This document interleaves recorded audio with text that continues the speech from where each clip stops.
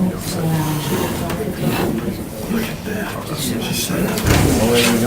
works for her, it don't work for me.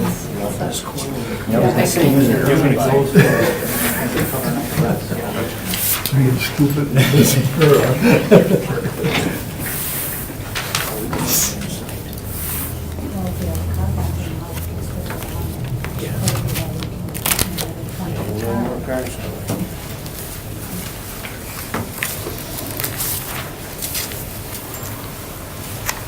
Just gonna push everybody into that. Which isn't.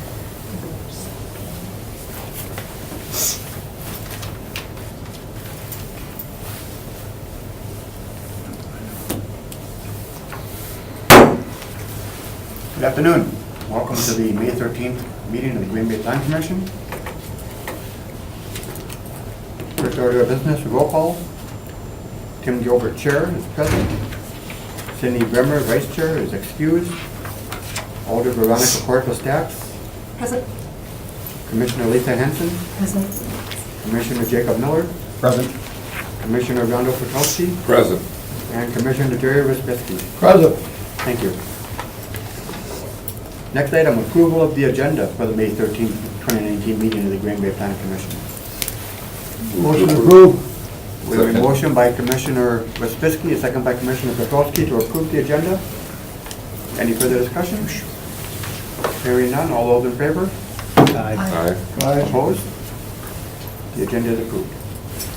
Next item, approval of the minutes from the April 22nd, 2019 meeting of the Green Bay Planning Commission.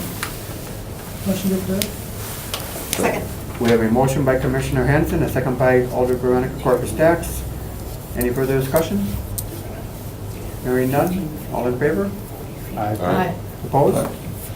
Minutes are approved. Next item, regular business, item 1. Consideration with possible action on the request to amend an existing planned unit development boundary to include the northeast corner of Shawano Avenue and North Taylor Street for the construction of a Prevea clinic in the 1850 block Shawano Avenue, submitted by Aaron Breitenfeld, Robert E. Lee and Associates on behalf of Prevea Clinic.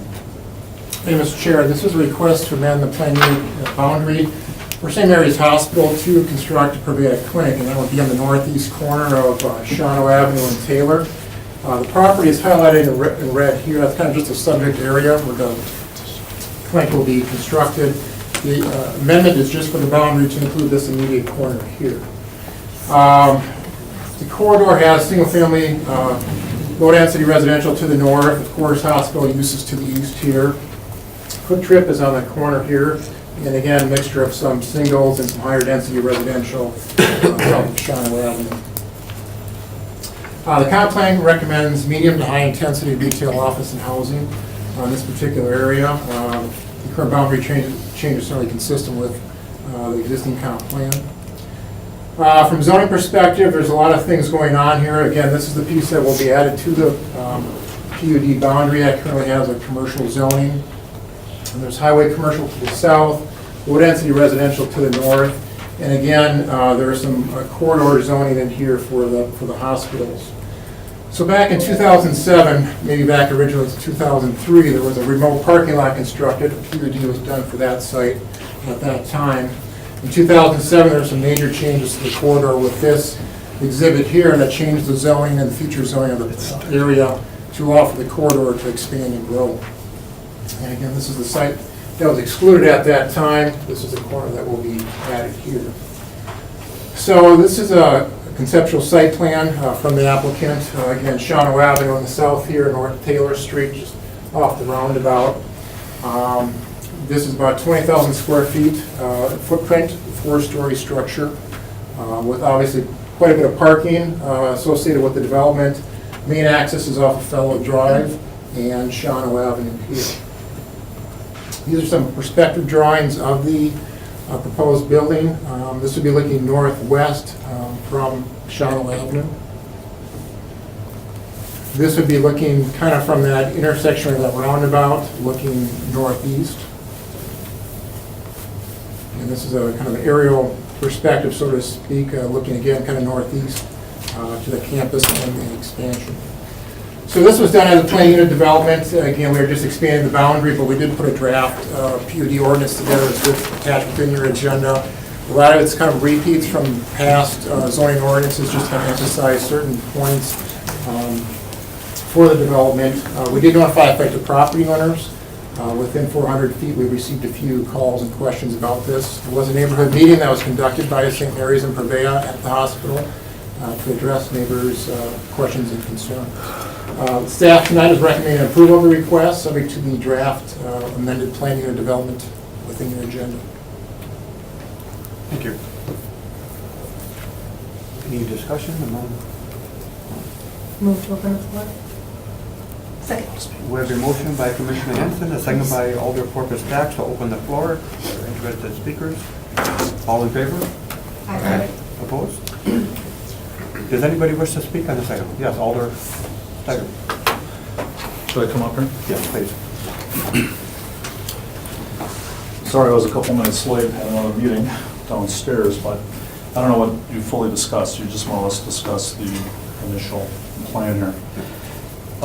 This has been an interesting project, not only for the neighborhood, but also for some of the neighbors and such. I think one of the issues, and I think some of the citizens may talk about this a little bit, before I get into that, I'm not against development, okay? I'm very, tax base, and that is very important for the city of Green Bay, so I understand that. I think one of the concerns, some of the concerns that came out when I spoke with the neighbors, and I've met with the neighbors a number of times. Couple things here. I mean, you've got, of course, you've got Fleet Farm right over here. Very, very busy. You've got a roundabout here. You've got a gas station that is extremely busy, probably one of the busiest in the whole county. You got Shawano Avenue, extremely busy. Fellows, it connects Shawano to Dousman, very busy. So with that being said, those are some of the factors. Now, what happened back in 2007, I believe, there was a hospital corridor, a PUD that was brought forward. One of the concerns that I had, and I spoke about this with the neighbors quite a bit, was the fact that it did go through the city. I was told that the city notified the neighbors. The neighbors told me that they weren't notified. So this is before I was on council, but I think one of the issues here, Jerry, all right? All right. Record there. Anyway, I think one of the concerns was the fact that they were not notified. So the fact is that back in 2007, 2008, this PUD went through, kind of set the ground, the thing in motion to move forward eventually. I think the neighbors were thinking that a lot of this was just going to be parking for the existing hospital. And I will say that we went to the hospital, and very professional presentation. I was actually impressed, and I actually talked to the folks at Prevea in the hospital. They did a great job. But with that being said, I think one of the issues that the neighbors had was that even though it was a great presentation, I think there were still a lot of concerns. I think part of it is that they feel, I mean, there was talk at one time that this was going to be a driveway, which went back and forth, and it finally found out that I believe some utilities may be going through here. But these two houses will be removed. The fact that it's not quite the same maybe as the downtown hospitals, but the fact of the matter is that there's pressure on this entire neighborhood because of the fact the hospital's here. Now I realize, you know, it's part of the neighborhood, it's been there a long time, but the fact is that when this project came forward, I think some of the neighbors thought maybe it would be a 2-story building, not a 4-story. So, you know, part of it is like we're looking at traffic studies, you know, what's out there. And I still haven't heard a lot as far as what that's going to do, because this is a tremendously busy intersection. So one of the thoughts is that we were hoping that maybe this structure could be moved further toward Shawano, rather than being this far back. I think one of the problems that was brought up was that there's drainage issues in the back, and I know that the the hospital folks are talking about a pond here, drainage, what's that called, Paul? Wet detention pond, yeah. Detention pond, thank you. I knew it, but I just had to dig it out. So detention pond over here, which would alleviate a lot of the pressure for drainage. But the fact is that there's maybe a 20-foot setback up here. Is that enough? I don't know. Questions about lighting. Is it going to be up in the air? Is it going to be recessed? And I think the hospital, they actually talked about a lot of this. I think the one point that we really had an issue with was the hospital itself being built. First of all, 2-story, now it's 4-story. We were hoping that maybe it would be closer here. And I know the hospital folk, and they'll talk about this as well, that they were saying because of the way the hospital is designed, or the clinic, that they needed that area, you know, for handicap access and other things in order to make their project work. So I'm just here, you know, it's a two-edged sword. You know, I represent the city, District 10. I'm all about economic development. I think it's, in essence, it's a great project, but I just feel that it's not, that there's a couple of things that we need to discuss. And part of it's the height of the building, part of it is the fact that it's over here, and I know that they've looked at it a number of times. I really feel like it should be, if there's any way to move it closer to Shawano, that would be big. Some of the neighbors along here already are talking about moving. They're already putting up their houses for sale, so they feel abandoned somewhat. The fact that the hospital corridor came through in 2007, and they said they were not aware of it, kind of raised a red flag. I know that the city has many different developments that happen over time, but I think what happens sometimes is that, you know, maybe the neighbors aren't notified in a wider range as they should be. I guess in this area, the people that were notified were here, a little bit down here, you know, 200 feet, you know, we talked about 400 feet. We've talked about other setbacks that should be brought in. I can probably speak to this further, but I just wanted to throw a few comments out for discussion, and I'll let some of the neighbors speak unless you have some questions right now. Thank you. Okay, thank you. Paul, this item at this time, are we concerned as much with the details, the lighting, the parking, or are we more concerned right now with just the amendment to the PUD? I think it's both. So it's just a boundary adjustment. Along with that, we could add some requirements. We did, you know, include some of that in the PUD language just to emphasize again. So some of that has already been covered as part of the past PUD. You could tweak it soon if you want to. But again, some of those details aren't present because they haven't completed final designs yet. You may want to ask the architect as well to speak on it. You know, some of those topics for more detail. But they are, or could be pertinent. It could be, sure. Okay, thank you. As I read this on the agenda here, I'm interpreting this that we're just essentially changing the boundary. We're not changing the underlying use, correct? Correct. Expanding the boundary. We expand the boundary to allow them to go in.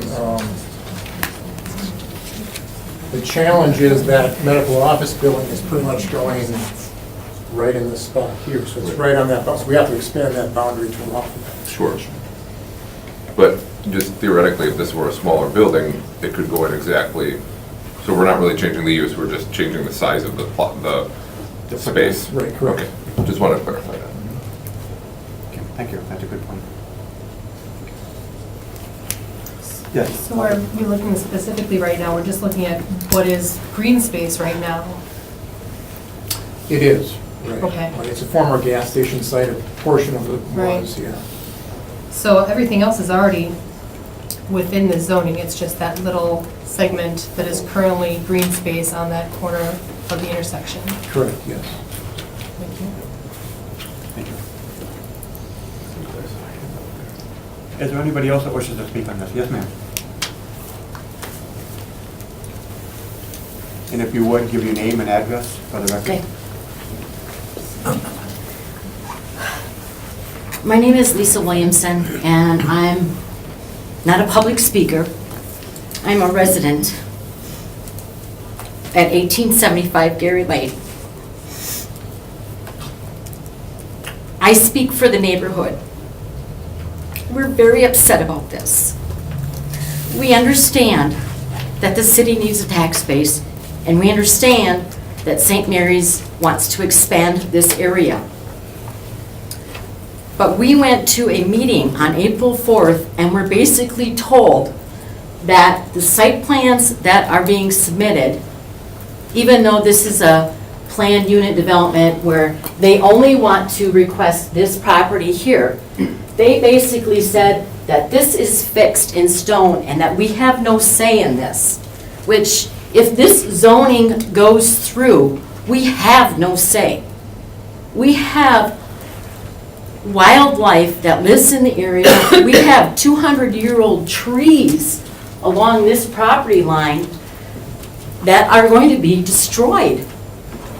And I do get that we need a tax base. I'm a small business owner. I rely on that. And I want to contribute to the community, and I want our community to be successful. But we strongly feel as a neighborhood that there can be adjustments to this, and that there should be considerations taken, because us as property owners that border this have no say now. We have no say whatsoever. We have a 4-story building with lighting that's going to be 28 feet tall, with parking.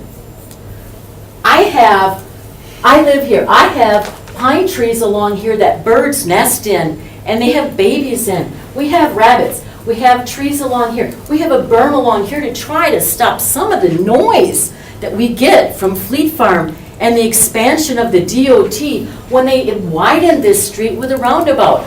If all of this is disseminated, we end up with more lighting, more noise, less privacy, and where do our property values go?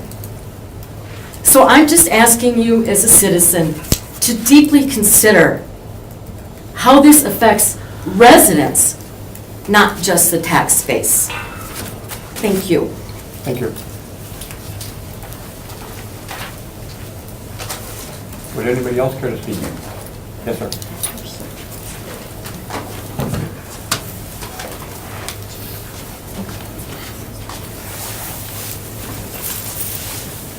Name's Pat Kenny, and 1845 Geary Lane. What I'm concerned about is drainage. I am right here. And when they put that parking lot in last time, there's the land here and that parking lot, there's a foot higher parking lot. Everything runs right into my yard right now. I complained about it when they were doing it and everything else, and I had stone mowing on it, period, you know. So right now, I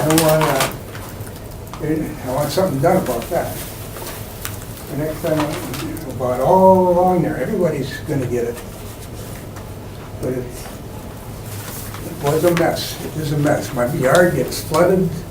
I had water in my basement this year, that was the first time, but that was when we had that heavy snow, and it ran there. But otherwise, it would run right through the backyard and out between the two houses, between my house here and here. It would run out. That's my biggest concern right there, is drainage. And we're on record now, I guess. Okay, thank you. Does anybody else wish to speak on this matter? Yes, sir.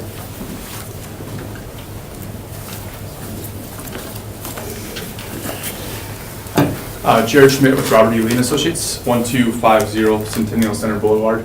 Just want to let the commission know that there's some members of the design team as well as the ownership group here tonight. If you have any specific questions for them, we'd be happy to answer those. And Paul did a great job introducing the project, and ultimately, what we're here today is to ask for that boundary amendment to include the far southwest corner, to add the component that wasn't previously added, which was the gas station, to include within that total use. And there was a lot of thought going into this development, as well as going back to 2007 with the hospital and the coordination with the city and with the property owners. So, hopefully those things are understood and shared amongst staff, and, I appreciate what the folks here tonight have to say.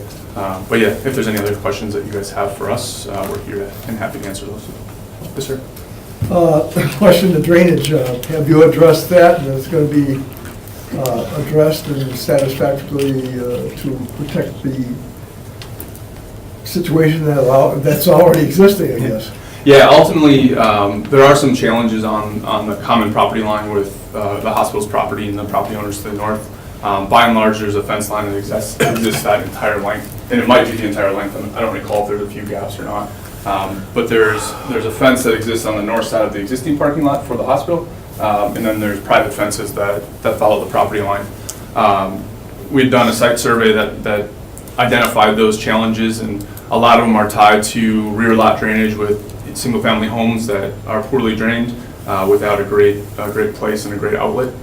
So the design concept here is that there would actually be a secondary swale just in between the curb line and the fence line that would capture the runoff water from the hospital, or from Prevea's property here.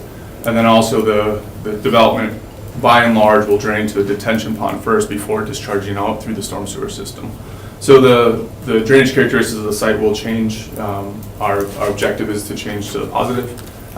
There are some challenges, I think, to directly address some of the drainage problems that may exist on private property solely.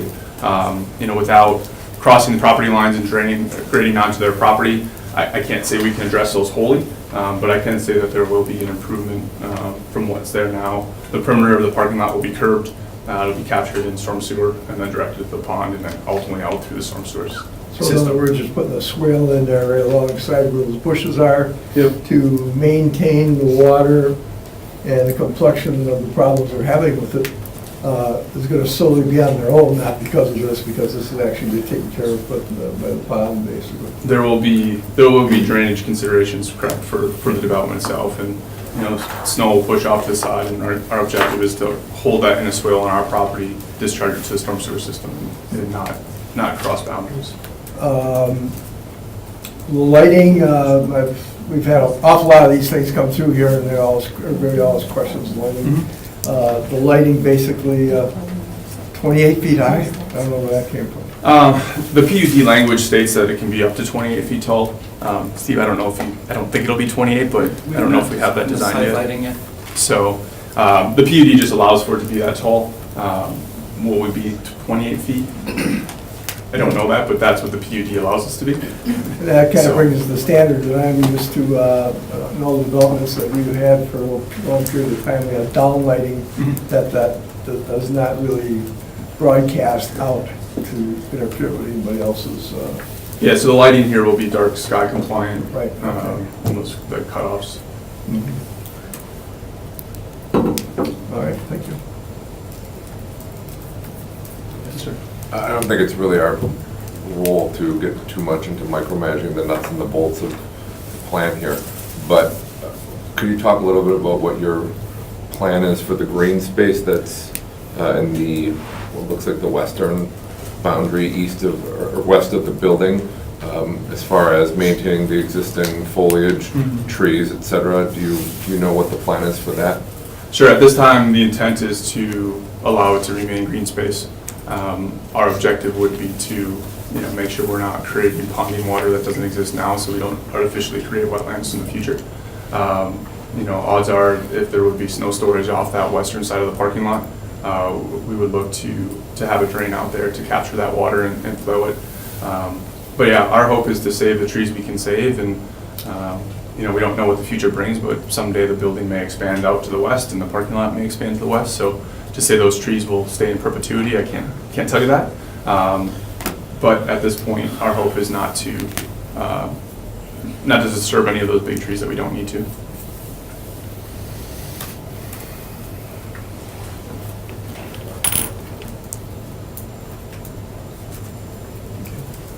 Thank you, guys.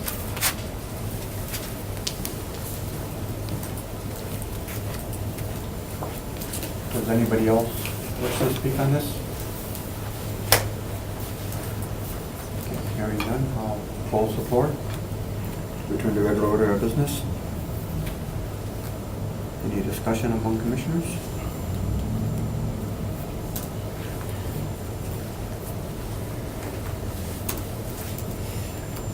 Paul, what would happen if we didn't approve this? Would the clinic still be able to? I suppose they could on a different portion of the they'd have to property. change? Yeah. Yeah, expanding those boundaries allows those other requirements of the PUD to come in and take hold. And buffering, lighting, uses, all those are kind of packaged together in that boundary. Thank you. Yes. Paul, we're here trying to resolve a footprint and everything here right now, and I also just heard that they might be expanding in the future in different areas. Have they purchased the land around this area, or is that already in the making, or something that has been done in the past? I believe it's owned by St. Mary's, but you'd have to talk to the applicant about the arrangement that they have with Purveya. Purveya's on campus already, and I think they're being relocated to this site Oh, to allow the hospital to grow and allow Purveya to grow as well. okay. All right, thank you.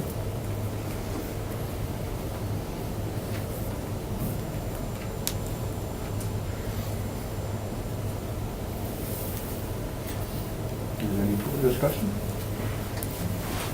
As far as the lighting, it should be 0-foot candles at the property line. There should be no spillover of light. They'll have to provide a photometric plan for us to review, making sure it's compliant. There will be a transitional yard along the north side, along that parking lot, that'll provide some buffer to the neighbors. It's very typical for a project of this size. It should be a 25-foot transitional yard, we call it, separation of plantings, to provide that buffer. And those are details we look at as part of the site plan review when that comes in. And when it comes in, the neighbors are welcome to come in as well and take a look at it once it's public record.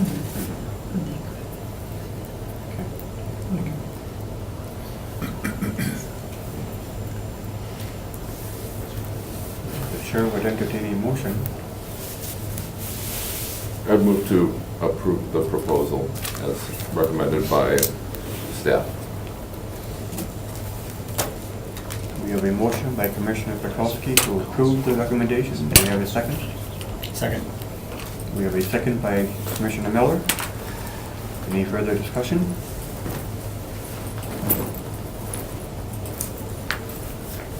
I would just like to say that this area is hospital corridor, as it is, and it has been for, what, a dozen years or more. So it's just a matter of what goes in, but it's, unless something catastrophic happens, it's gonna be a medical-based area. That's just the way it is. I think what they're proposing here is a nice building. Obviously, the details, the lighting and the parking and the green space and everything will be submitted with the site plan, and those details will be hashed out at some future date. But right now, we're just approving the extension of the PUD. So, yeah, I personally am in favor of it. Having said that, would you please cast your votes?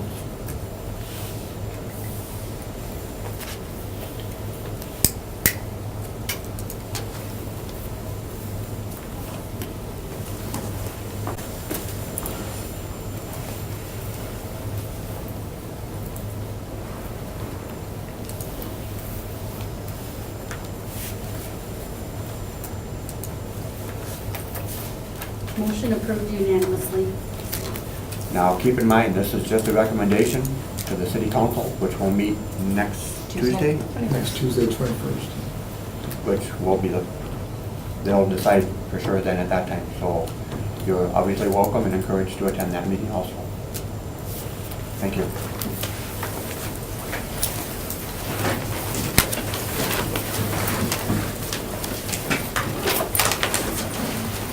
Next item. Consideration with possible action on the request to rezone 1132 West Mason Street, 1134 West Mason Street, and a portion of 1136 West Mason Street from public institutional to general commercial, submitted by the Department of Community and Economic Development. Hey, Mr. Chair, this is The first part of request, the next item will also be addressing this point as well, but this is a rezoning of 1132, 1134, and a portion of 1136 West Mason Street. So West Mason Street, running east and west, of course, South Oneida Street here. Properties in question are commercial in nature. Car dealership to the south, Green Bay's Municipal Garage is to the north here. So the comprehensive plan recommends commercial for this particular area. The need for this rezoning has to do with the existing zoning for these properties here. The public institutional zoning, which is rather strange because there are existing commercial uses that have been around for years. So the idea here is to clean up this zoning here, take this to commercial to allow for a conditional use permit in the next request. So therefore, we recommend approval of the request to rezone to general commercial or C. Thank you.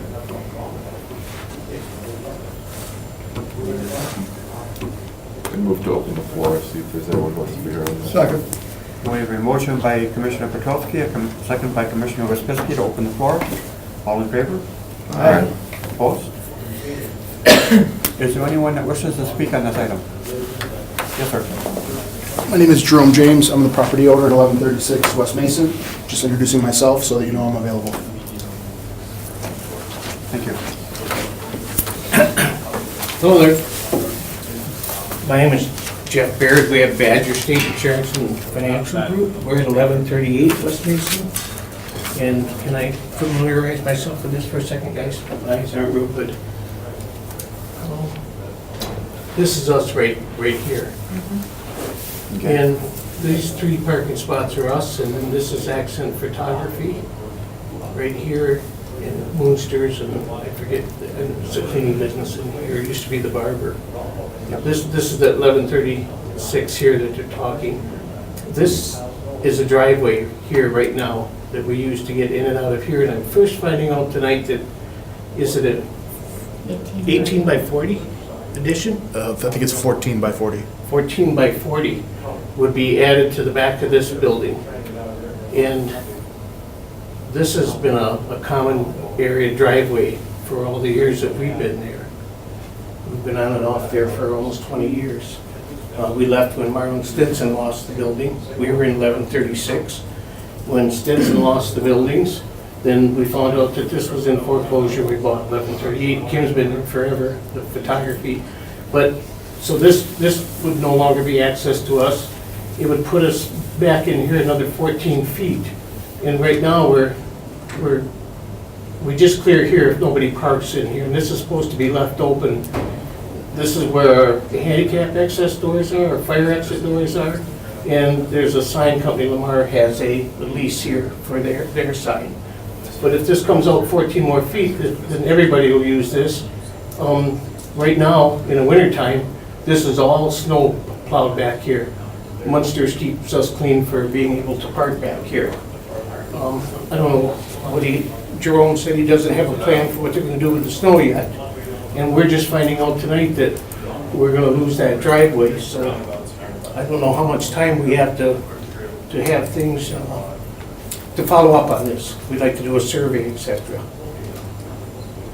So, and then, I guess that's my biggest point. So we haven't had a chance to talk it over with Jerome. We were told when he first came in and introduced himself to us, we were glad to have him there as a neighbor. That's been being used like a residential for years now. Those that were renting it were supposedly in a music producing business. I think half of Green Bay had the key to the building. They parked in there so we couldn't remove snow. You could bang on the door until you're blue and they wouldn't wake up because they'd been up all night. My cameras would catch them doing, they were exchanging product during the night. 3 o'clock, 4 o'clock, 5 o'clock in the morning, it never ended. So we were glad to see that go. And when Jerome first came and introduced himself to us, he said, all the renters are going, we're gonna turn this into this pizza, for Hydrant Pizza. That included the current tenants that were in there. Now they're keeping tenants. Why couldn't that space, the rest of that building, get rid of the tenants and use that for the the entire pizza business. That was the first intentions. There wasn't any talk of adding 14 feet on by 40. I just heard about that tonight. And I've talked to him several times. I'm just hearing it tonight, so that's about all I got to say right now. So, thanks, guys. Thank you.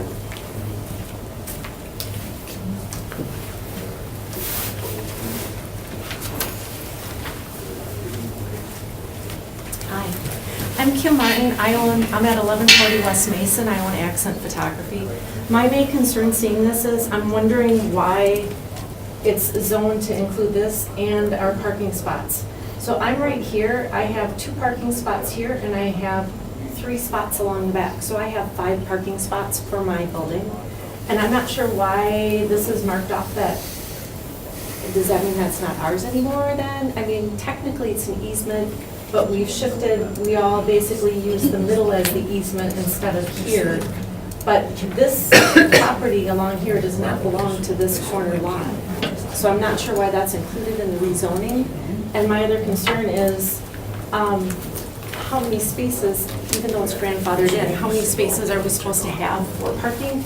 And if there's an addition being made on and we're losing parking spaces, where are those parking spaces coming from? That's my main concern. Thank you. Thank you. Paul? Would you? Well, so I think some of those details still have to be worked out, and there's some oddly shaped lots and some unusual parking arrangements going on there, so I don't know if I can speak to that directly. Those are private matters. The request before you was simply a straight rezoning, it's a cleanup, so you could take that as it is and move forward to the next item, I guess, and consider more of those conditions or issues that come up on the condition. Okay, so the details that they were just addressing are still kind of in the works. Well, I think so, and I think those are spilling over into the next request for the conditional use permit. This is rather straightforward from a staff perspective, it's just one district to another. This would make all those uses permitted in that particular district. Okay, so the next item on the agenda will address some of those more. Right, but I have to rely on some of the property owners as well, because we're not necessarily privy to some of the agreements that might be out there as well. Again, our focus is on land use and making sure those uses are appropriate for the neighborhood. Can you go back to the zoning map? Sure. What the current is and what they're looking for? So that's current. That's current, right. So that little finger of green, that's the public institutionals coming down to Mason. So there are commercial properties, a commercial property on the corner here. There's parking, which is part of 1136, and then there's a freestanding parking lot. So mainly would make this permitted use. So on this agenda item, we're just cleaning up the zone. Correct.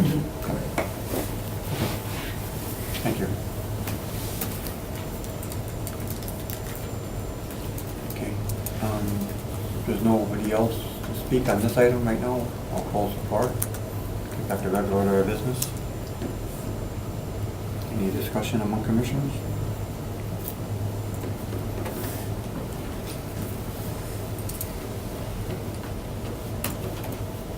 Otherwise, Chair would entertain a motion. Motion to approve. Second.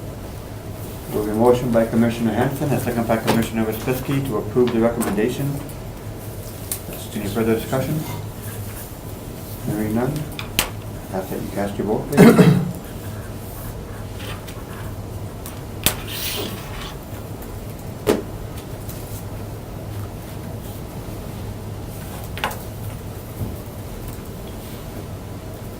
Unanimously approved.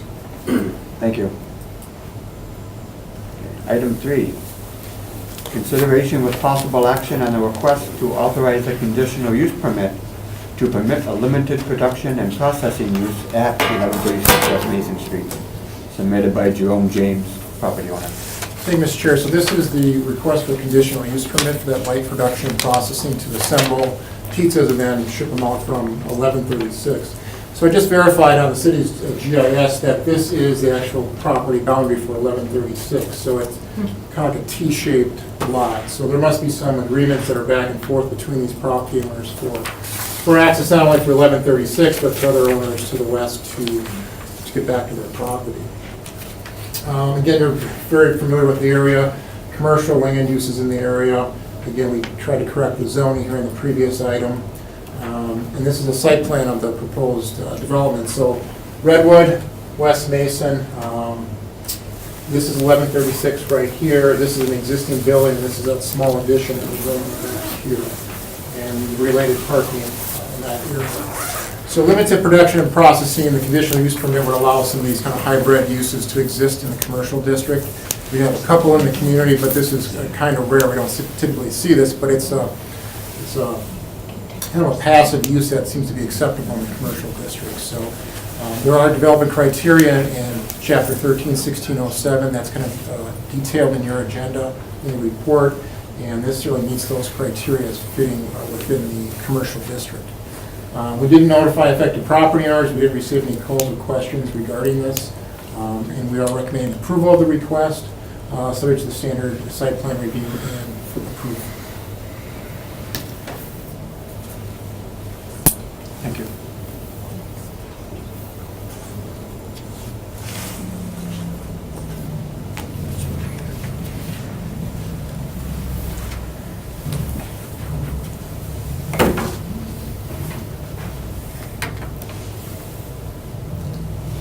Now, it's my understanding that this addition would take up 5 parking spaces?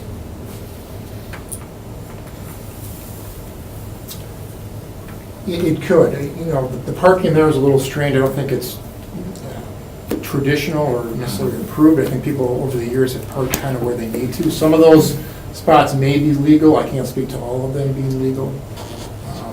If this is approved, a site plan will come in and we'll have to assure that those parking stalls meet dimensional requirements. I can't speak for other sites.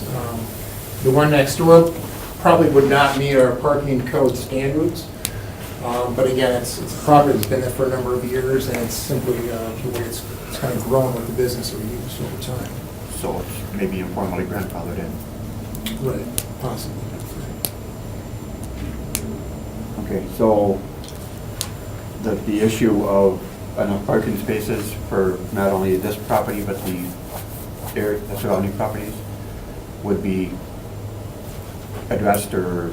Well, it's only for 1136 it'll be addressed. And so there's some office uses in there. There's some, again, limited production and processing. We'll have to have a parking calculation, and they'll demonstrate where that parking will be.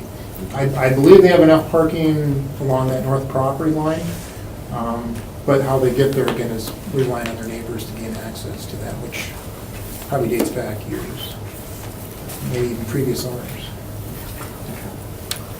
Now, if there are some other easement agreements that limit that addition, you know, that's something that the current property owner will have to be aware of, or do some research, or if there's other interest in the property, those property owners will have to discuss that with the current owner. So, again, our issue is with the land use, making sure that that is compliant. Okay, thank you. So I'm confused by the red lines versus the pink lines. Yeah, it's confusing to me too. So we're just talking about 1136, but then, so this isn't affecting 1132, and I'm assuming the 2 properties on, is that Redwood right there? Or I can't even tell where the lots, I see the blue lines, those are very clear. It was a challenge to represent this, so I did it the best I could. So what it is, what you see in pink is that rezoning line, the previous item you just went through. The red line, although it's very strange, is the boundaries of 1136 West Mason, and that request for the conditional use permit. So that boundary goes like this. It's like an F and a T? Yeah. A T on top and an F on the side? There's a flag, there's a T, there's a lot of things going on. So that kind of, this parking lot is a freestanding parking lot, and that property boundary goes around that based on our GIS system to that T and then down. So that's why it's confusing to represent that. There's sort of a simple graphic way to do that. So I guess the concern I have is that, are there, and I guess it sounds like we're not sure about this, but are there easements in place? Because there's no way to access those businesses from Mason. Correct. I mean, there are doors, but it's not like you can park or anything.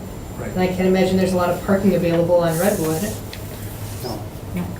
So I guess my concern is, and I guess I don't know if this is something we're supposed to be concerned with, but the easements in place so that people can actually get to their businesses and that so their customers can get to the businesses. Right.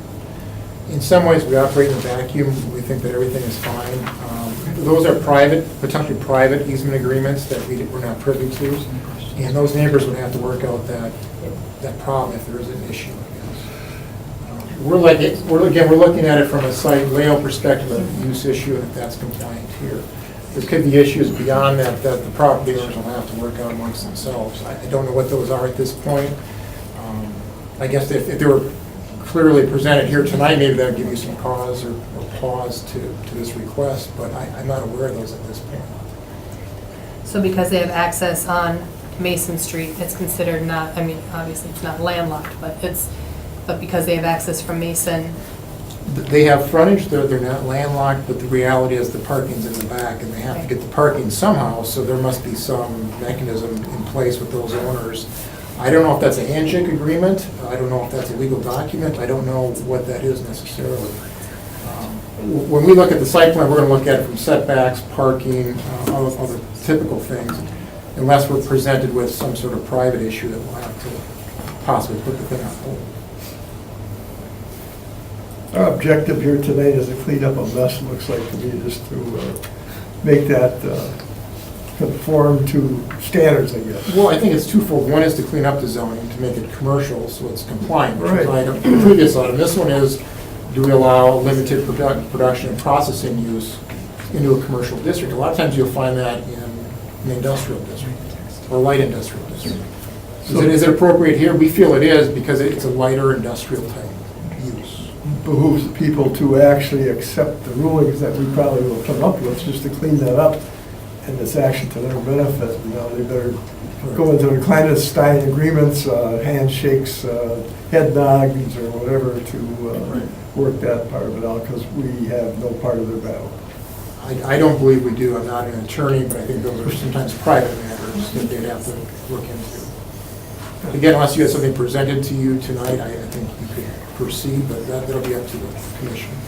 Okay, thank you. I see there are interested parties wishing to speak. I would move to open the floor. Second. We have a motion by Commissioner Petrowski, a second by Commissioner Miller to open the floor for discussion. All in favor? Aye. Opposed? Does anybody wish to speak on this item? Yes, ma'am. Yes. If you go back to where the addition was going to be built back. Could I ask you please to give your name and Oh, I'm address again? sorry. For the record, just, I'm Karen Baird with Badger State Insurance, where Thank you. our parking will be affected, and I heard you mention it would be illegal parking, but would be grandfathered in. No, actually, if we don't take any action here tonight, you're actually operating businesses Yes. improperly in a wrong place. Yes. That's So we're, It behooves you to kind of, the way I'm seeing it anyway, to try to clean it, help us clean up the zoning, so it's properly zoned, so you can have your business, and how you agree with your parking, I hope you can work that out. Okay. Maybe you park a car somewhere Right. else. Yeah, Will we the agree building with the portion of it zoning. be decided tonight, the addition? sure, it's right. we do agree with the zoning. We're happy to have Jerome as a neighbor. A legitimate business is always a terrific thing. We're just concerned on if you go back one. To the site plan? Yeah, right here, when they put that addition on, already we're coming in, this is our first spot here. We have foot traffic, so we have customers come in, we're insurance, so we have customer base. I don't know how they're gonna negotiate that. Right now, and I know Jerome said he was gonna take care of that and get rid of his tenants up front and use the whole building, but now those tenants are coming in here, which is the sign companies right away. So when they're pushed back even further, they're gonna be parking back here, we'll never get in our building. I know that's a parking issue, but no, we're happy to have Jerome as a neighbor, but wondering if he can't utilize the front of his building or shove that over a little. I don't know. It's up to Jerome, I'm sure he's the building owner. but- That's a discussion that you'll have to have and Yeah. work it out. I'll be the first to admit that this is really a mess. That parking, I and can't- it's not just us, it's Kim, and there's like 5 businesses and parking behind the building, so it's old. Thank you. Anybody else wish to speak on this? Yes, ma'am. Need me to say who I am again? Yes, please. Kim Martin, 1140 West Mason, I own Accent Photography. Thank you.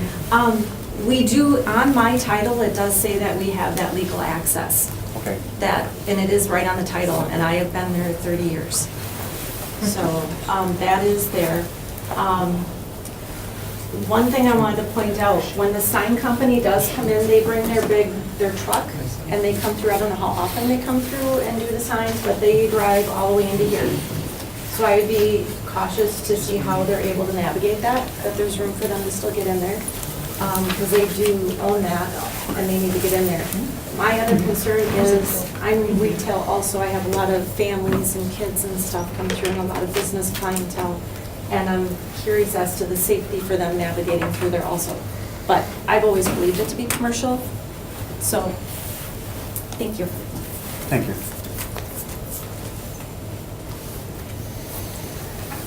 Does anybody else?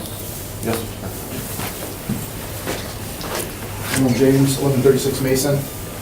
Just to kind of clarify this, these should be about 5 parking spots that we're going to remove. The easement that I'm aware of is here. I don't know about any handshake agreements, but I would imagine there might be an easement for these spots. But we don't interfere, this building's existing, so we don't interfere with this pathway at all. In fact, there should be enough of a setback there where they'll be able to make the turn. There's an additional 90 feet to the fence line and 2 access points for trucks and cars. So I think we should be able to navigate that turn pretty easily with just about any size vehicle.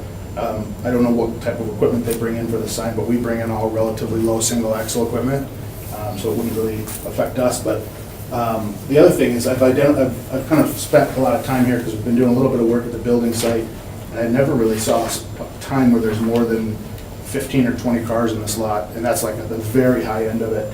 We anticipate using 4. We don't have any retail space, so we don't have customers coming and going. It's just my employees. A few of them ride their bikes. We're a minimum wage paying company, so we do have some of the people who don't really even have cars. But if that's part of the concern, I can definitely address it in a further iteration. And this particular piece of building is modular. It's a fridge and freezer combo that hasn't been built yet, so we can slide it around based on the needs of my neighbors and whatnot. Thank you. Question for you, sir. Yes. You said you can slide that around, can you just push it over there, put those parking spots over there? Is that the type of thing you can arrange? I believe it would be possible from a fixture standpoint, Yeah. as long as there's no issues with code or zoning. We can put that You thing got a anywhere. kitchen on that wall, basically, so you want to be near the cooler, or is that designate where it's supposed to be, or, We can move the door to accommodate, and the kitchen?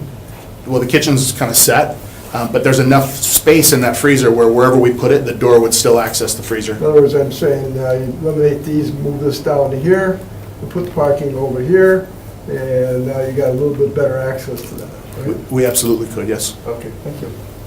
But there is a building setback there as well, so. So maybe only, So the Why existing don't we just building, ignore that like we have for the last 25 years or whatever? Holy mackerel. okay, so we'd have to actually take that into I consideration. mean, that's part of the site plan review we would, so it could be shifted, just not, it's up to 15 feet of that line. Right. Okay, thank you. Wow. Does anybody else wish to speak? Hearing none, I will close the floor, get back to regular order of business. Motion to approve this part of it. Second. We have a motion to approve by Commissioner Vispisky, a second by Commissioner Kwiatkowski. Any further discussion? Hearing none, would you please vote?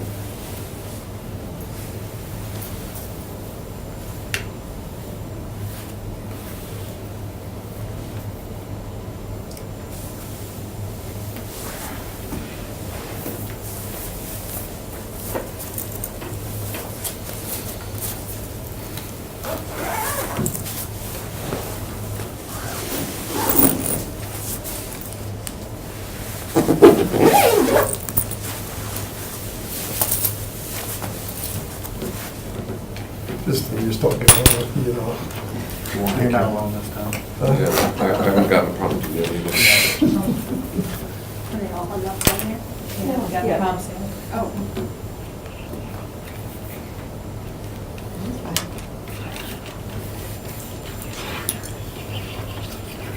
Just the voice vote would be okay too.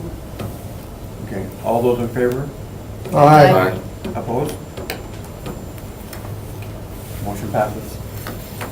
And again, this recommendation will go before the city council next Tuesday. So you're encouraged to attend that meeting if you wish. Okay, thank you. Thank you.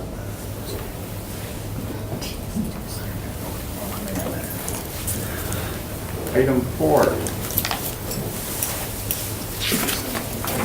Consideration with possible action on an appointment to the Broadway Business Improvement District Board as nominated by the bid and approved by Mayor Gingrich. Thank you. As you may or may not be aware, in the big guidelines, we have all of our new appointments to the bid boards go through plan commission, so we ask you to familiarize yourself with the new people. This is for the Broadway bid. It's submitted in your packet. You have her resume and the subsequent nomination form. So if you have any questions, Matt is here if you have any questions about the applicant, but those are usually just for you to go to. So we are recommending approval. Okay, thank you. Motion to approve? Second. We have a motion by Commissioner Hanson, a second by Alderperson Dax to approve the recommendation. I would just like to say I read the resume and looked over the item, and I think it's a great recommendation. So, having said that, there's no further discussion. Would you please vote? I'm in favor. Just giving up. Yes. Just think over it.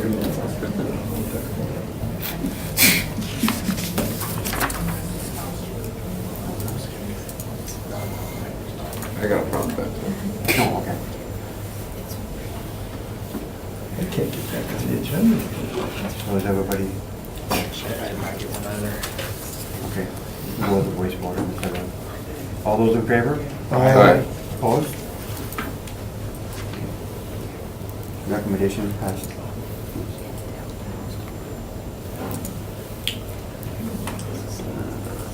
Item 5, consideration with possible action on a request to vacate a portion of right-of-way, Patty Wood Lane, submitted by Department of Public Works. Thank you. This is on the far east side of town. It's a bit further north here. Pattywood Lane doesn't actually exist, so if you were going to go look at it, you can find it. This was actually acquired from the town of Preble in the 1800s, and they had officially opened the road as a designated road. When we acquired the town of Preble, it was still designated as an open road. Legally, we have to release that opening of that right-of-way if we have not approved it within 4 years. So this is all detailed within your staff report, but this is really just a legal cleanup action in our eyes because we can't legally keep the road open anymore because we have no plans to approve it. We are only doing the partial vacation of this because this portion, if we vacate this, will leave this landlocked, which we can't do by state statute or our current subdivision code. So this would be retained as right-of-way with the minimal access to the drive that's right here. And then this entire portion would be vacated and then split off to the property owners to the north and to the south. With this vacation request, we're doing something a little different with the condition that it remain on our official map. We don't want to lose this connection through for any future development that may occur, but we don't need the right-of-way itself right now. So this area will be maintained on our official map, but the vacation would take away the actual right-of-way that exists now. So that is what we are recommending. Thank you.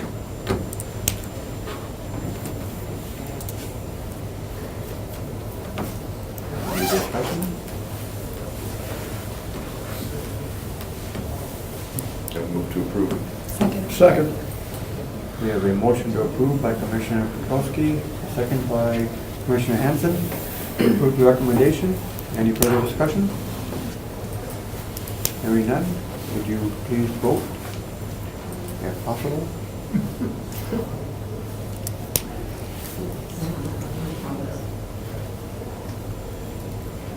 Still nothing?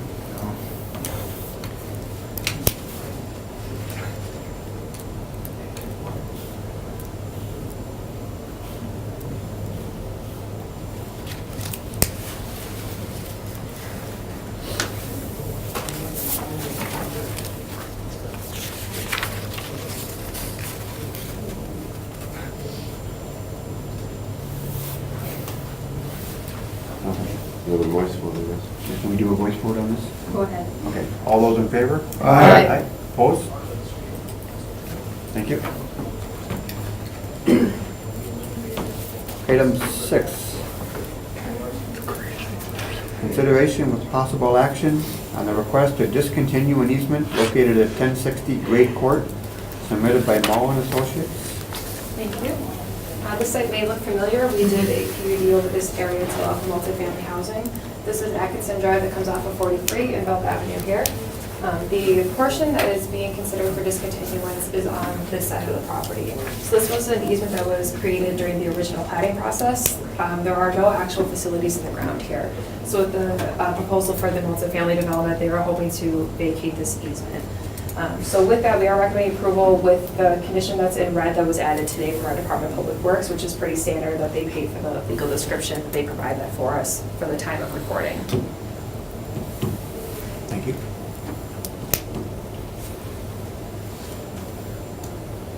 Any discussion?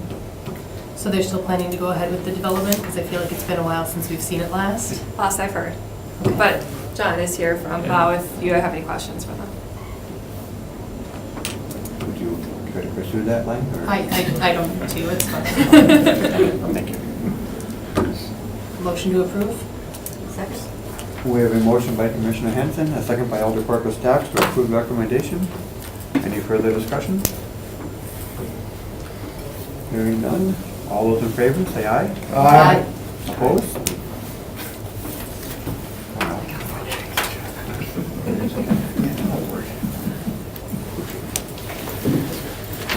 Is there a reason that item 7 is after item 8 here? Sometimes it just goes down in the system. I would ignore it. Okay, thank you. So it's 7-8 and 8-7? Sometimes it switches the letters too, so you get whole sections out of order. That's Okay. really fun. Okay. Item 7, consideration with possible action on a request from Jerry Henson on behalf of the Green Bay Packers to amend Chapter 13-2021 to permit video display signs within the public institutional district. Thank you, Mr. Chair. This is a request to amend, it's a text amendment to amend the signage code to permit video display signs in the public institutional district. So right now, video display signs are allowed in commercial districts, the industrial districts, and the downtown districts. This request will let them also be in the public institutional district. The PI district is mainly owned by the city of Green Bay, the Green Bay Packers. Green Bay School District and UWGB are the primary property owners. So this change would provide some flexibility for those property owners to have video display. Video display simply is animated images, basically video display, literally. There are other types. There's EMCs, like Trident Message Centers, which just have text. This would allow graphics to be displayed and animated. So we are recommending approval of this request, the text amendment to include video display in public institutional zoning. I think I have observed that UWGB is installing one as we speak. I would hope not. They don't have approval yet. Well, it's going. If I know what it is, yeah. So if this is approved, it becomes law, then the schools would also be able to make use of this? And if that's the case, would that be a problem? The schools are regulated differently in the zoning code, so they have their own set of requirements. This would be mainly beneficial to the city of Green Bay initially, I guess. UWGB also has its own set of signage requirements, so even though they are public institutional, they have their own unique set. But this would allow us to get the flexibility to include those. Red Smith already has one. Well, they should have an AMC, hopefully, not a video display. Video display is much different. It's Oh. animation, and it can be more of a traffic hazard, so we try to be very cautious about what they're placed. But you don't see it as being, I don't see it being detrimental, I see it being more flexible, I guess. It's kind of new technology, and we tend to see signage come in different forms, and this is one of them. thank you. So the reason why we're opening up to all PI district is because there is limited ownership of those, of that area, or There- that zoning, I guess. There is, but for the Packers are part of the PI district, so we can't change it just for them. It has to Right. be district-wide, so that's why they're included as well. And so as Jerry can speak to this, but they're going to add 2 pylon signs that'll have a video display signage. Thank you. And there are interested parties wishing to speak. We could open the floor. Motion open the floor. Second. We have a motion by by Alder Corpus Dax and a second by Commissioner Hanson to open the floor. All in favor? Aye. Opposed? Jerry Hanson, Staff Counsel for the Green Bay Packers. We've got approval there were two marquees out there, one in the current position, and then when the Johnson Tailgate Village was built, there was another one over there. They're basically going to be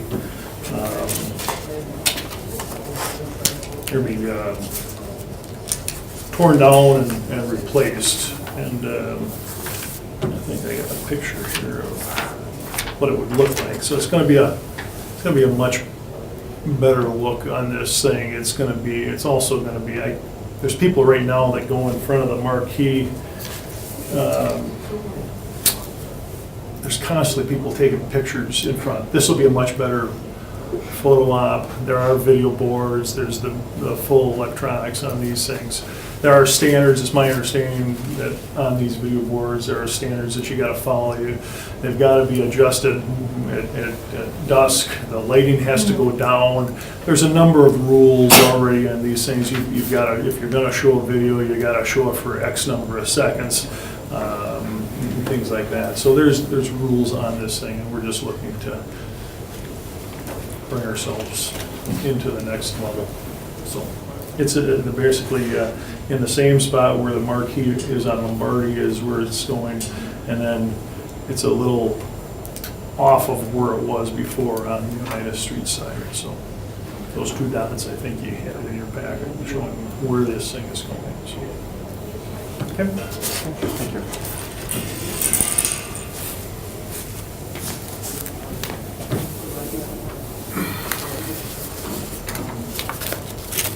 Any discussion?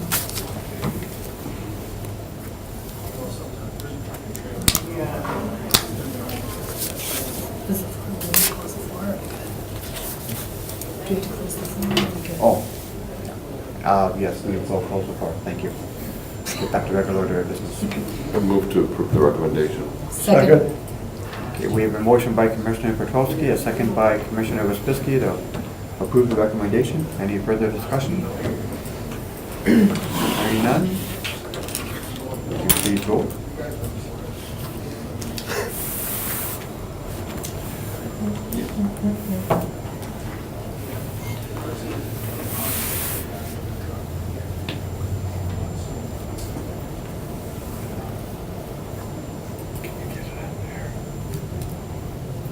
Motion approved. Okay, thank you. Motion is approved. Thank you much. Thank you, sir. Item 8, consideration with possible action on a request from Alder Kathy Lefebvre to consider an exemption conditional use to allow storage unit cleaning up and improvement of the property at 1725 North Irwin Avenue. Recommendation, refer to staff. We have no staff report, just refer to staff for further review and discussion. Motion refer to staff. Second. We have a motion by Commissioner Waspisky and a second by Commissioner Petrowski to refer to staff. Any further discussion? Hearing none, would you please vote? Aye.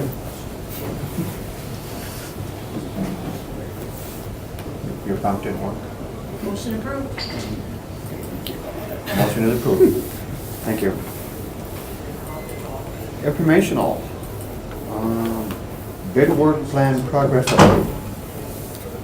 So as you may recall, every fall, we look at their budgets for approval for the next year, and then in the winter or springtime, we like to look back at their past year's accomplishments. So each of the bids are here to represent their 2018 action plans and what they've done. Their financial statements were in your packet for review, and I think each of them prepared a little bit to go over about what they've accomplished in 2018. So free for all, whoever wants to go first. We need to open the floor. Have at it, Brian. All right. I will yield the floor. Motion to open the floor. No, second. We have a motion by Commissioner Petrowski, a second by Commissioner Hanson to open the floor. All in favor? Aye. Opposed? Unanimously, that was a shame. Okay, well, thanks for having us here today. So, My name is Brian Johnson. I represent the Broadway District, or on Broadway. One thing that's a little bit different with our organization from, say, the downtown Old Main or Military Avenue Business Association is that we are a designated Wisconsin Main Street community. So that means we, since its inception, I think in '95, we've been a part of that program. So we kind of operate by a slightly different set of parameters. And in particular, because we are part of that Wisconsin Main Street program, we also follow the National Main Street Framework. And there are basically 4 pillars that we follow. The 4-point approach is what they call it. The first is organization, followed by promotion, design, and economic vitality. So when I report back to you, I'm going to kind of share some facts and bits of data, I guess, compartmentalized in that way. So the first is organization, which essentially talks about building leadership and strong organizational capacity, ensuring broad community engagement. We forge partnerships across all sectors, so a lot of that is having a healthy organization, having a healthy volunteer base. Something that was really important, I've been with the organization for exactly 3 years. My anniversary, I think, was last week.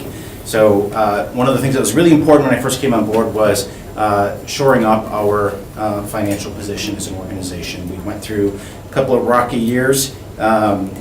Some of it attributed to Larson Green, some of it attributed to some other fiscal management practices that kind of put us in a real bad spot. And so happy to say that 3 years later, our income has more than doubled in that past 3 years.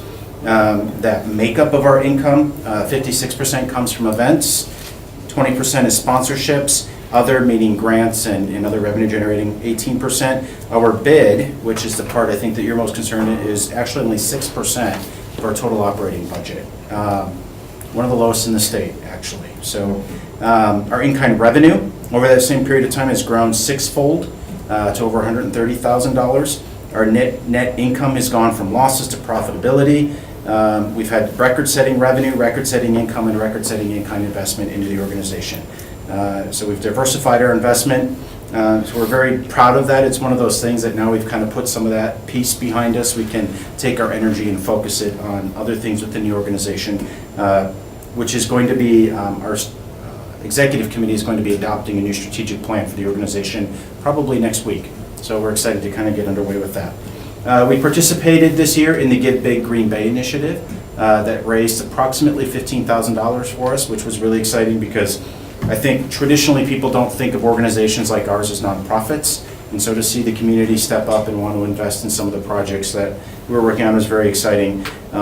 We had 2,107 volunteer hours, which has a market value of $50,568. And also of significance, On Broadway, for the first time in its history, is located on Broadway. So we moved our offices in October, and we've been very grateful to BMO Harris Bank, who's donated space to us in the past, but they're looking to divest of their properties, and so this gave us a new opportunity to secure some new digs. So we are now in the rail yard area in one of their buildings. Second up, promotion. So that talks a lot about not only what we do from a marketing perspective, but also events, some of our promotional campaigns to help bring people into the district and into our businesses. So essentially it markets the district's defining assets, community unique features through storytelling, and support the buy local experience. Of course, many of our staple events, Farmers Market on Broadway. Last year was our first year we picked up the Fire Over the Fox event after Jeff, with his years of experience, smartly dodged that bullet. We have the Ignite Market, Taste on Broadway. We do some other smaller events as well, but those are some of our big signature events. We've grown the number of events we offer significantly from 24 events in 2016 to 52 events this year. And why that's important for a few reasons. One is it brings people into the district. When people see that it's active and vibrant, they feel safe and secure. It's the kind of place that people want to be a part of, quite frankly. But the other part of it is that it brings bodies into our district to help support and patronize the many businesses that we have. We do a lot of marketing campaigns, including Sips and Sales. This year we're doing one called Ships and Sales, and to tie into the Tall Ships Festival. Small Business Saturday, which we collaborate with Downtown Green Bay, Old Main, and Military Avenue on. Again, all marketing campaigns designed to bring people into our district to help patronize our small businesses. We've co-branded our website with Downtown Green Bay and Old Main, which is a very significant accomplishment. I'm sure Jeff probably had that on his list of things to talk about as well. But really excited to see, I guess, that level of collaboration amongst our downtown districts, because we really put ourselves in the position of a visitor, and how do we make things easier for them. And so that collaboration has really, I think, elevated our presence in that regard. We've also provided a lot of assistance for events that come from the outside. And so we have Cellcom Marathon. It's going to be ending at Light Memorial Park. Tall Ships will be at Light Park. The Untitled Town Book Festival and the Hopeland Music Festival, which will be later this year. So we oftentimes say that we are not the end-all be-all. We do not want to be the only organization that's hosting events in our district. We want others to do it, and we oftentimes provide that support that's necessary to help them do it the right way. Within, sometimes there's a lot of guidelines that people need to follow, and especially if you're an inexperienced organization or an event planner, we try to provide those resources to help them be successful. One of the big things that we secured this year is the Levitt Amp Green Bay Music Series. So that was a grant, a national grant that we applied for. We are one of 15 organizations that received that grant this year, only one of 3 that's new. And so that's going to be a pretty prominent thing. That's really about promoting social equity in your community. I think it's no secret that the diversity within our community is growing, but the amenities oftentimes have not grown with that. So this is about bringing ethnically diverse music into our community. So, whether you're Latino, African American, we've seen a lot of the Somali refugees that have kind of come into our community. And so this music series is about promoting the ability for our community to come together through the power of music. And it's a free and open live music series that'll be hosted at Lights Park on Tuesday nights. It's a 10-week series. Our music lineup is going to be announced next week, so we're very excited for that. Overall, we had 348,000 event attendees, which was a 40% increase over the prior year. A lot of that attributed, of course, to us taking on Fire Over the Fox. Design. So design is about inviting inclusive atmosphere, celebrating historic character, fostering accessible, people-centered public spaces. A couple of things that we did on this front. One was we saw several mural installations. We oversaw several mural installations, and we were the co-recipient of the Mayor's Beautification Award along with the Public Arts Commission. That was a mural that we installed during the Better Block Project initiative, which if you didn't hear much about that, that was an initiative that we did on Dousman Street that was designed to get people to think about what happens when you recreate or reimagine the use of a space that oftentimes goes overlooked. For us, that stretch was Dousman Street between Broadway and really like Chestnut, so where the Exclusive Company is. We had a lot of vacant stores, and coincidentally, the second we announced we were going to do this, the stores almost all filled up, which is great news, but part of it was that you want to stage pop-up businesses, which we still had one property to do that in, which brought a lot of interest there. But we closed down one lane on each side. We put in some temporary biking lanes. We did some painted crosswalks, which were out of chalk so that it was temporary. But it was really, again, getting people to use the space differently. And the purpose of that is to, again, not only imagine what could be rather than what is, but to try to inspire some permanent investment into that space. And so because of that, not only did we have the mural, but we're looking at some permanent lighting installations, some furniture fixtures that might work really well in that space through that proof of concept experience that allowed us to see how people might utilize that space differently. Seasonal decor continues to be a thing that we fund and invest in, so that, from your planting to fall decor, winter decor, that type of thing. We expanded the lighting in the district, so that's the lighting that you see in the trees. Lighting is not only meant to be a design feature, but also, again, to instill that sense of safety. When people can see, they feel safer, and crime does go down. And so that's a really important piece of what we do. We did a lot of the planning for a pop-up park. If you haven't seen it, I encourage you to go check it out. It's on the piece of land that the Redevelopment Authority owns, across the street from the Titletown Tap Room on Broadway. We used a lot of our Better Block amenities to install in that park. The idea is, again, that you have just a piece of vacant land that's doing nothing. So what happens when you put some stuff in there? So there's some seating. We're going to plan some low-scale programming, so it might be like poetry reading or a musician, just to encourage people to come in and use that space. There's a solar-powered picnic table that you can put your laptop on or your phones. We also built a Gaga ball pit. So that's something that the kids love to do. Our ball has already been thieved away, but we'll keep putting it back there because balls are cheap. So, but it's a real fun activity for the kids. And there's some chalkboards and some different things you can just kind of have fun with. And then, of course, a lot of work has gone into the shipyard and the rail yard. It's exciting to see that at the rail yard, the roads are starting to go in to make that connection. On the shipyard site, we've been a part of the city's team in terms of figuring out kind of how we're going to execute that shipyard investment strategy, particularly on the neighborhood front, which goes hand in hand with our Love Here, Live Here initiative. So the last of these pillars then would be the economic vitality, which is about building a diverse economic base, catalyzing smart new investment, and cultivate a strong entrepreneurship ecosystem. So as I mentioned, our Love Here, Live Here is a big piece of that. That's our initiative designed to say the commercial corridor is really developed and evolved nicely, but the residential corridor hasn't quite kept pace. Very, very high concentration of rental properties, which are not bad, but it's when you have derelict landlords that aren't investing in their properties. And so we want to try to encourage a little bit more home ownership in that area, but more importantly, investment in those properties. And so the city invested in one of those, 159 North Maple. That project was completed and opened and just was absolutely gorgeous. They also acquired the one across the street, 158 North Maple, and I think are preparing to do an RFP on that through the Redevelopment Authority. So that'll take what's really been a 6-unit that's just in really, really poor disrepair and hopefully restore that in a way that the neighborhood can be proud. Couple other things on the construction side. Breakthrough Headquarters, of course, announced that they're going to build their new headquarters on the northern end of the slip in the shipyard. Within the rail yard, as I mentioned, the streets are going in. Redevelopment of the northern building, so Building R is what they call it, has occurred. Big Brothers Big Sisters was the first tenant to move into that space. There's a few other tenants that I believe have signed, but I just don't think are ready for public announcement yet, and then we have a few others in negotiation. And so we're very excited to see progress take place on that one. The building that we're in, which is the building with the Titletown Tap Room, Cannery, that building is, with one caveat, is 100% occupied, way faster than expectations. The caveat is the retail space in the ground floor.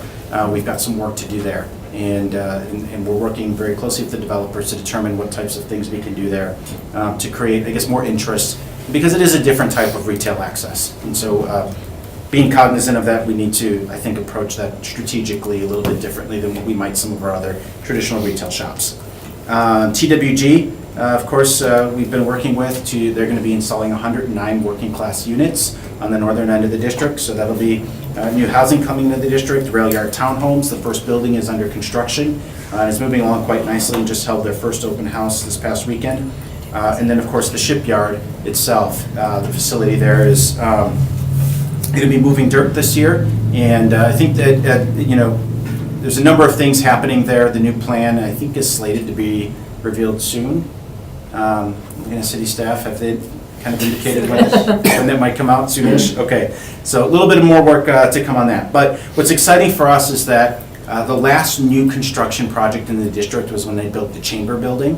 Redevelopment has occurred, and that's obviously very important, especially to a historic district. But we are going to have 4 new construction projects this year. Technically, the rail yard townhomes, I think, broke ground late last year. But that'll be 4 new construction projects first new construction in over a decade. So we're very excited about that. The city has a planning option with Merge, which is a development firm. What's significant about Merge is that they have the planning option where the barracks was previously proposed, but what's significant about them is that they are an opportunity zone fund. And so they have $150 million held right now in this fund. And unlike other developments where oftentimes you have a complicated capital stack that may or may not come through, they have the money. They just need to invest it. And for us, it's about making sure that we position Green Bay appropriately to secure as much of that investment as possible. And they are very interested in our community. If we can get them to break ground on the first project, Typically, companies don't want to see just one project happen in a community. For them to scale up, they need to see several projects happen. So it's the energy with working with them has been very exciting. And if you're not familiar with opportunity zones, I encourage you to read up on them. It's a game changer, and the entire Broadway district is encompassed within 2 different opportunity zones. Philp Avenue is also one, and then there's a 4th one in Brown County that kind of extends out into the Ashwaubenon area. So I think there's going to be a lot of things coming out with that. So overall, in 2018, we had $4.2 million in private investment, which is a 56% increase over the prior year. 10 net new businesses joined the district with a total of 36 net new jobs. So we're on the up and up. And I would just close with something that we are very excited about as a staff that I just saw, the Green Bay Press Gazette article just came out on it.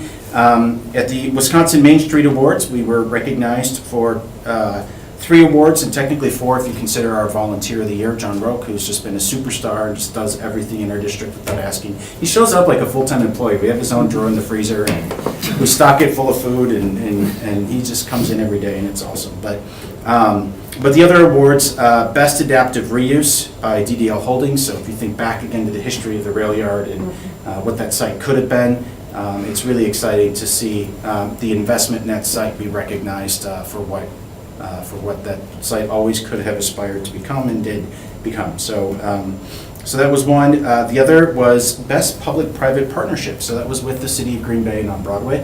A lot of that rooted in the Better Block project. And the way that the different city departments kind of came together, Public Arts Commission, Public Works, Community and Economic Development Department, we kind of worked with all of them.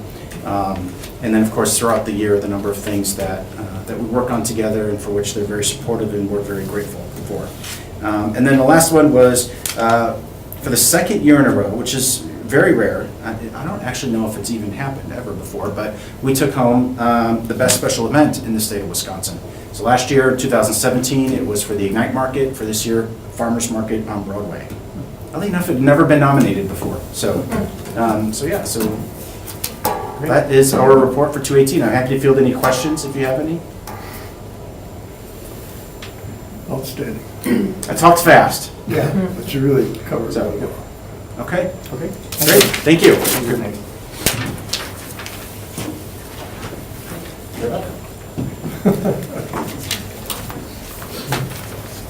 It's tough to follow that.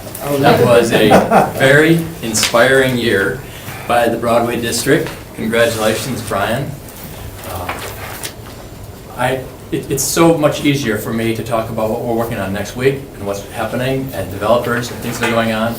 But we really respect the opportunity to come here and talk about last year and some of the accomplishments that took place in the downtown and in the old Main Street districts.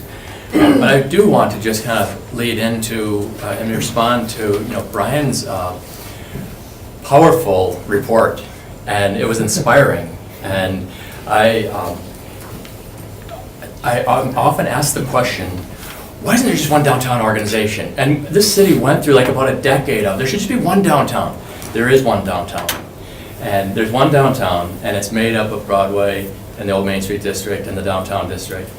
But as evidenced by his report, it allows focus. And it allows, so much of what we do is based on relationships.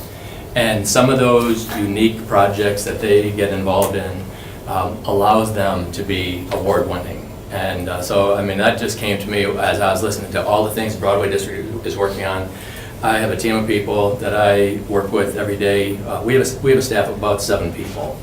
And the challenges that our Old Main Street District faces are much more significant than either of the other 2 districts. And I mentioned this last year, Old Main Street has a tiny budget, under $100,000 a year. And they couldn't survive without a partnership with Downtown Green Bay and a shared relationship and accounting, basically a shared services agreement that provides an event planner and a marketing person and a director and an admin and an office and account machine. Before I leave, I do want to share one other, Brian did mention some collaborative projects. We are proud of a great website. It's state-of-the-art. It's map-based, it's interactive, it's mobile-friendly, and Randy has it up right now. So we have a great website, and that could not have taken place without the 3 organizations. And we went and met with the Broadway board and said, this is what we're going to do. We landed a great contractor. They produce 40 of the top websites for downtowns in the country. Are you on? And they came on board with us. We're about to make a change with What's Up Downtown. That is going to be, that newsletter is going to be a 3-organization initiative. And but I did want you to know that we're going public this week with the summer guide. And whenever an organization can have a news conference about a summer guide, like 4 TV stations and the newspaper, they show up to hear about the kickoff of activity in our downtown. And that'll take place out on the city deck. But this guide, which lists all the great things that are happening in the 3 downtown districts, couldn't happen without those 3 organizations working together. So it's Brian's team and ours and a great printer. And I gave a presentation at the Rotary Club today, talked about this and the cool things that are happening, and let them know that they were the only ones that are going to get their hands on this. It's not true. We're going to give them to the Plan Commission as well. But it's these companies on the back of this guide. These are the sponsors. I was kind of shocked just hearing Brian talk about how limited their budget is based on a business improvement district assessment. Such a small percentage, and so they're more dependent on other sources. We are very dependent on our business improvement district. So our commercial properties in our defined area account for half of our budget. So it's those commercial properties, and quite a few of them are exempt, residential is exempt, and municipal are as well. But it's those commercial properties that for the past 22 years that this organization has been in place have believed that this organization that's involved with these 4 pillars, which I'm about to get into, we're making a difference. And we really do feel that the team of people that I work with have passion, and they kind of feel like we're making a positive difference, and we're appreciated for that. So these are the sponsors that really make a lot of the things happen. We don't put on a single event using bid money. All of our 70 events that we coordinate are due to sponsorships. And so you can each feel free to take one of those. Don't let it distract you. There's such great information in there that I didn't hand them out to the Rotary Club until after my presentation. So now just to take a look back at 2018. First of all, and I may just kind of deal with both organizations when I go to an event. I'm representing downtown and Old Main Street, and so I'm kind of going to do that here as well. From a financial standpoint, downtown's bid generates about $250,000 per year, and all of that goes into programs that are staff and programs. Sponsorship puts on is what funds our special events. Old Main Street's bid is about $100,000 annually, coming mostly from the bid and some sponsorships. And a lot of those funds are used to contract for the team of people that do the work in the Main Street district. So to highlight, and Brian kind of talked about the areas that on Broadway focuses on, we also use a 4-pillar approach, and those 4 pillars, and I'll start with DGBI, looking back at 18, and I have them listed here, and I'll just maybe highlight a few of them. But the first one is physical improvements, and that would be the public art initiatives and the murals and those types of initiatives. But I like to call it the first impression initiatives. It's like we care about the first impression when someone comes into our community. Last year we unveiled the new seasonal banners. So the decorative banners using local artists and custom made. We didn't buy them out of a catalog. We wanted to be unique. And so the banners were one of our major initiatives related to that first impression. We bought a gum buster, and we're going to start taking care of the sidewalks, so that was a last year initiative. And we had some of the worst looking sidewalks, and once we got that fired up and started cleaning sidewalks, we have a kind of a new standard. And the sidewalks that are just peppered with gum spots now are, we can do better than that. So we also have recognized that we're an entertainment district and we're a financial district. We're a legal district, and we're a business district, and we're an entertainment district. And when people come down here to have a fun time and to party and to celebrate, sometimes they leave litter and bottles and cans, And so we have committed to a cleanliness program.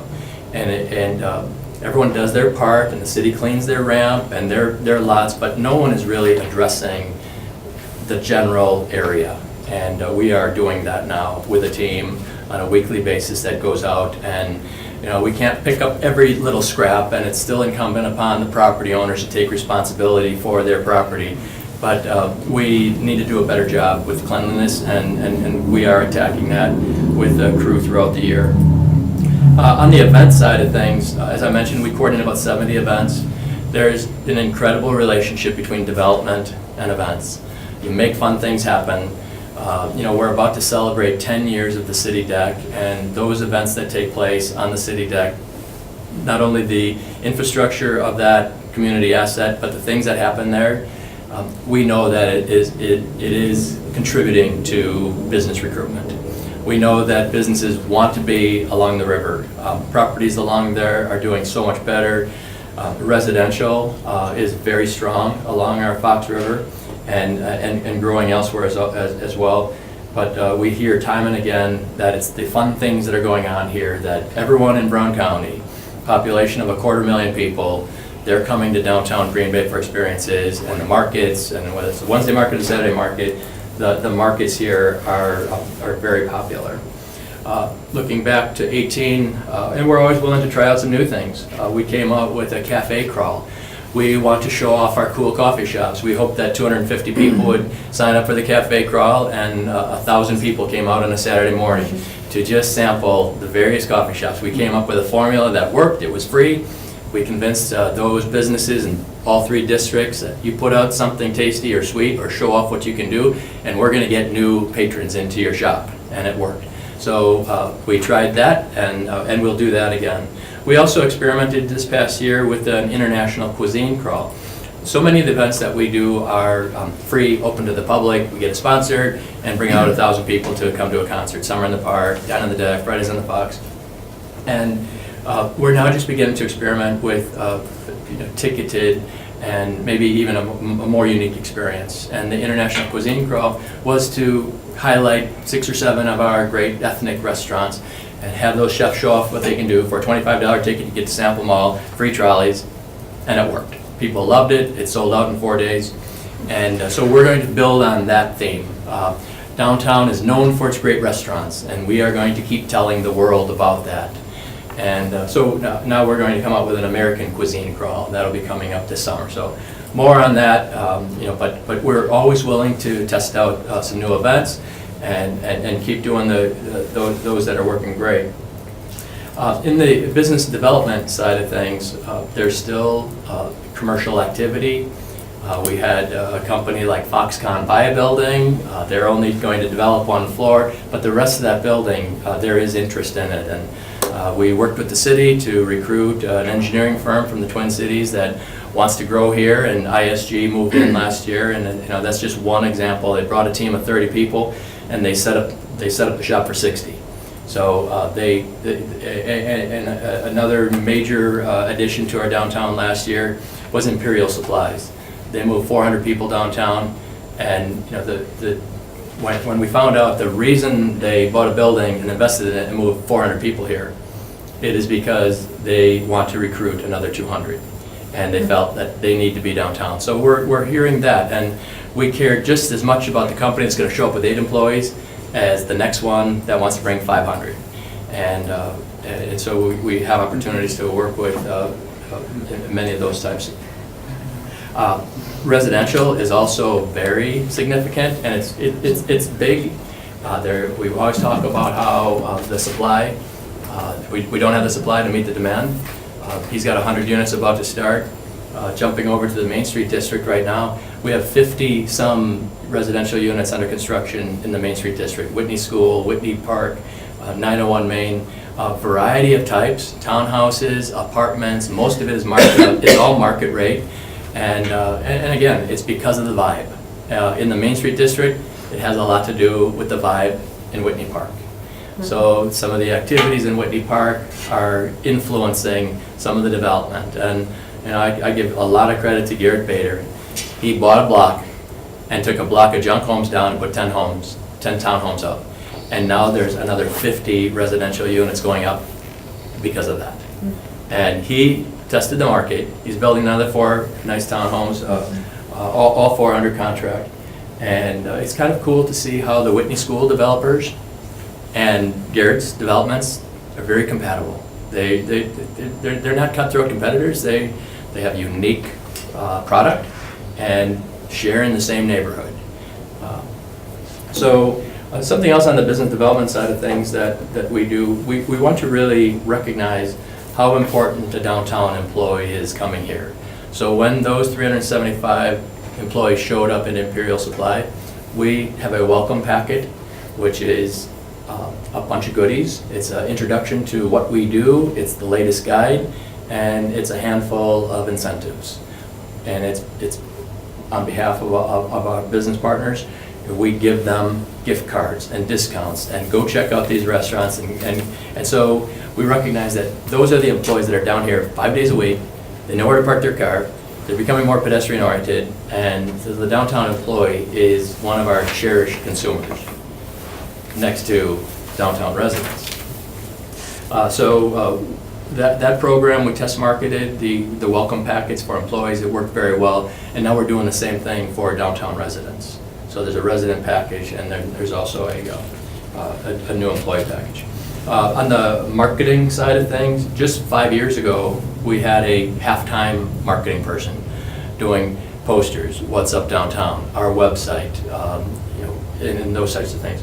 We have reached a point where there is so much marketing opportunity. We now have 2 full-time employees who are doing downtown marketing and sponsorship development. And I'm very proud of that. 2 quality people who love what they do, and they have so much more to talk about. And we are using traditional media, a great website, social media, billboards, TV, and our organization, we don't do a ton of news conferences, but when we do have something to share, like Brian and I are coordinating one on Wednesday morning, we really feel like we have very good relationships with the local media. And to get that free publicity, it just continues to shed the light of the things that are happening in the downtown. Another area on the marketing side of things that we experimented with last year, and we liked the way it worked, was to have a concierge tent at some of our events, where so many people, when you go to a city or are unfamiliar with it, you might just be looking for a recommendation as to, well, where should we dine and what should we do? And you're looking for someone. And that's why we have a concierge tent at our events to interact with people maybe not as familiar with the area and looking for a recommendation. In the downtown district, the most significant activity or the most significant thing that took place was the opening of the historic Hotel Northland. And 160 rooms, 2 unique restaurants. It complements very well the KI Convention Center and the Hyatt and the Hampton Inn. It's great that this weekend the Cellcom Green Bay Marathon has made a decision to move their start and move their finish line. We now have 700 hotel rooms that marathon runners can park and walk to the start line. And people still run through Lambeau Field, but the start and the finish are right here in our downtown. I just want to see if I may have missed anything in the Main Street district. As I mentioned earlier, in terms of recruiting businesses to that district, it's a challenge, but we are continuing to be in touch with entrepreneurs that are looking at some of the available properties in that district. On the event side of things, we sampled an event called the Summer Solstice last June 21st, and went very well, and we'll be doing that again. We also experimented with an event kind of targeting women, and an event called Galentine's Day, and again, that was a kind of a targeted event that went very well, so we'll be trying out more things like that as well. On the marketing side, the marketing for downtown and Old Main Street, that department kind of wears the same hat. We're marketing both districts and working collaboratively with the Broadway district. Happy to field any of your questions. I know you all want to get home. No. I missed this? Good job. Thank you. Thanks, Jeff.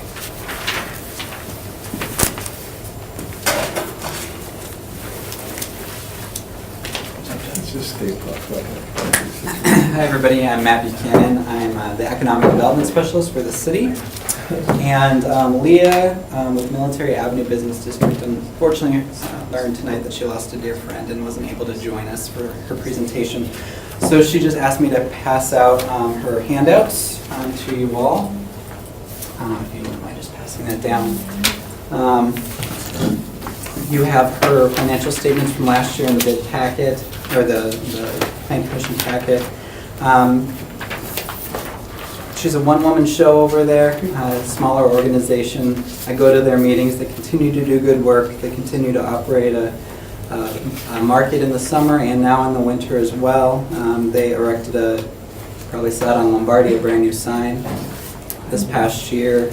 That was a big expense. They got a $50,000 grant to do that, so they're excited to improve the district in that way. Unfortunately, she just learned tonight that she couldn't join us, so I wasn't really prepared to give a bigger presentation, but if you have any questions, I can do my best to answer them, or maybe we can have Leah join us at a future meeting. All right, thank you. Thank you.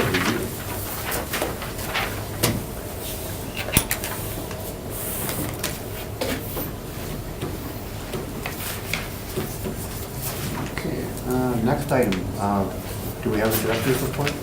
I can try and give you one. Paul's our new director. I'm not a director, but I can give you one. We can play one on TV. Zoning administrator report. Sure, so last Tuesday, the council met on May 7th. They approved the April 22nd Plan Commission report with 3 items on the agenda, or in that report. The comp plan amendment on North Irvin that was denied. The Legacy Hotel was over by Bright Far Pass, that was approved, conditional use permit. And there was surplus property request on Main Street that was denied, I believe. So that's all we had as far as the report. There were no resolutions or no ordinances that were presented to the council, so that's it for the actions from the council. Kevin did want me to mention one point. We've canceled some Plan Commission meetings in summer here, but there's some projects that we're working on. One is the parking overhaul, possibly updating our parking standards. And we're also working on our subdivision and plating code, and he would like to throw out June 24th as a date to possibly have just an informal discussion and get the kind of temperature of the Plan Commission members about some of those projects. So if you want to kind of look at your calendar, maybe we'll have Jesse reach out to you in the next week or so to try and set something up. But Monday, June 24th, the Plan Commission meetings just would be discussion on parking standards and subdivision plan. So we're going to put a placeholder on your calendar and we'll follow up to confirm that. Okay. Otherwise, that's all we have for staff. So your next meeting, we're not going to have any? Our next meeting will be June 10th. And we'll have a few items ready for that agenda to go. So will the 24th meeting just be informational, or will it be this?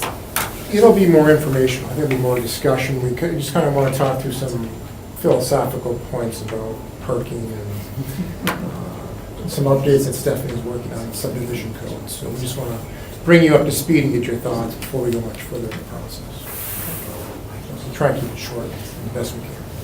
Sounds good. Done.